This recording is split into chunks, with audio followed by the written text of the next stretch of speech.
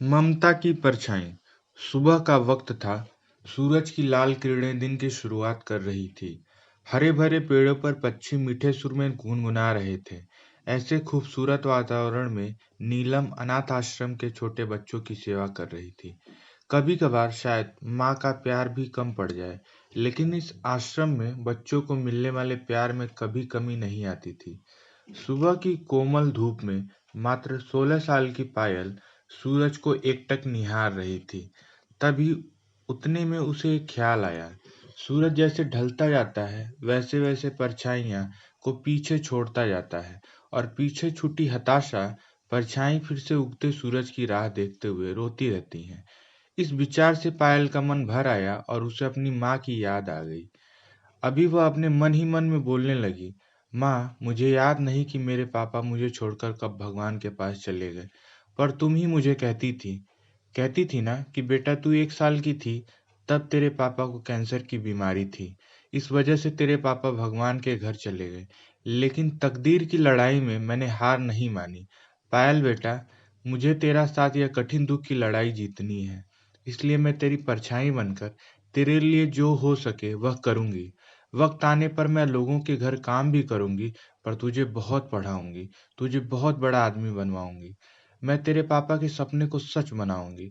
तेरे पापा की बहुत इच्छा थी कि हमारी छोटी सी पायल बड़ी होकर पायलट बने, लेकिन जिंदगी में ऊंचा उठने के लिए तेरे पापा से तेरे पंखों को मिलने वाली ताकत तेरे पापा के जाने से टूट गई।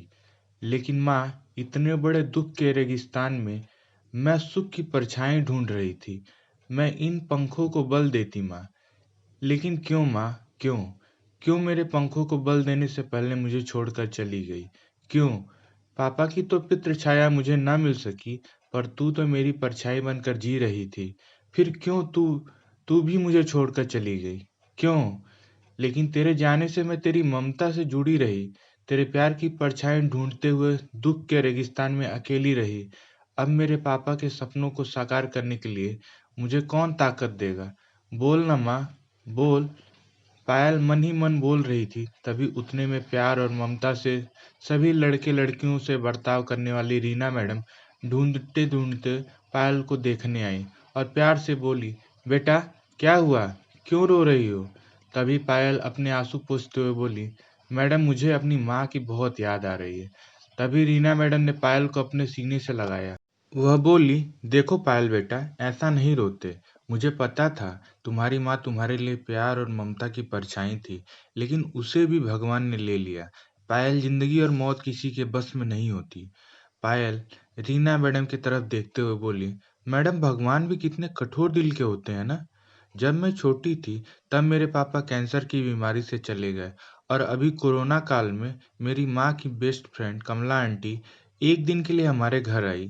तभी माँ को कोरोना हो गया और मेरी माँ गुजर गई। वह मुझे छोड़कर चली गई मैडम। मेरे जीवन में परछाई बनकर रहने वाली मेरी माँ अब मुझे दिखाई ही नहीं देती।